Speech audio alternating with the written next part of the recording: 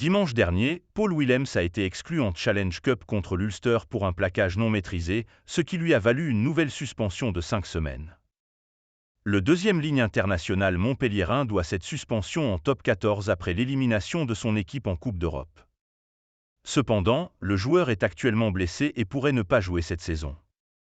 Reverra-t-on Paul Willems sur les pelouses du top 14 avant la fin de la saison? Si c'est le cas, ce sera seulement pour les tout derniers matchs. Montpellier, avant-dernier, lutte en effet uniquement pour ne pas descendre et c'est depuis longtemps qu'il ne sera pas concerné par la phase finale, seul moyen pour un joueur de poursuivre l'exercice au-delà de la saison régulière. Dans ces conditions, sachant qu'il reste uniquement 6 journées de championnat, le MHR n'est pas certain de pouvoir de nouveau aligner l'international français avant la clôture.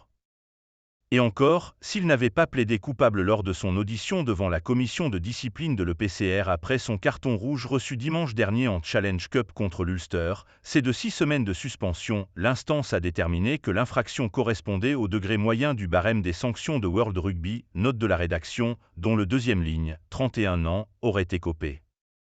Finalement, le joueur aux 32 sélections a été suspendu 5 semaines, le règlement prévoyant de réduire d'une semaine la peine lorsque le concerné plaide coupable.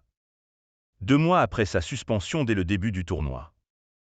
En revanche, pour le reste, la condition n'a fait aucun cadeau aux joueurs d'origine sud-africaine expulsés lors de ce 8e de finale face aux Irlandais pour un plaquage non maîtrisé sur l'arrière adverse Will Addison.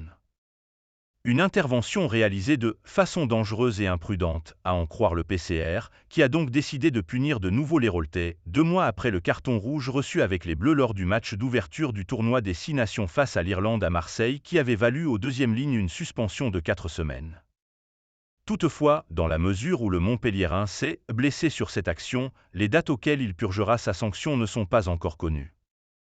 Et si Willems n'est pas apte rapidement à reprendre, on peut craindre pour lui comme pour son club qu'il manque tous les rendez-vous de son équipe, à Pau, contre Perpignan, à Castres, contre Toulouse et Lyon et à Clermont, jusqu'à la fin de la saison. Ce qui serait un réel coup dur pour un MHR menacé par la relégation.